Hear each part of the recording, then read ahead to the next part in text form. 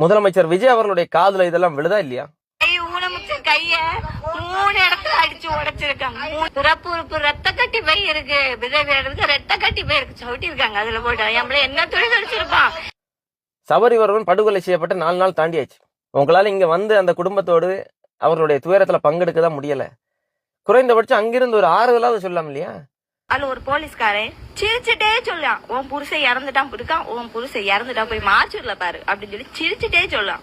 மார்ச்சூர் எங்களோட சைன் இல்லாம எப்படி கொண்டு போனீங்க அப்படின்னு சொல்லி கேட்டதுக்கு அநாத பிரேதம் அப்படின்னு சொல்லி சைன் பண்ணி மார்ச்சூர்ல போட்டுட்டோம் அப்படின்னு சொல்லி சொல்லுதாங்க.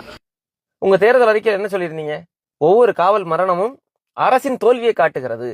இது உங்க அரசு நடத்தி இருக்கக்கூடிய பச்சை படுகொலை, உங்க அரசின் தோல்வி. அதை ஒப்புக்கொண்டு ஒரு வருத்தமாவது தெரிவிக்கலாம். ஒண்ணுமே பேசாம இப்படி அமைதியாவே இருப்பீங்கன்னா பாதிக்கப்பட்ட அந்த மக்களினுடைய உணர்வுகளை கொச்சைப்படுத்தக்கூடிய வேலை இல்லையா நீங்க செய்யறது? எதுக்கு இந்த அமைதி?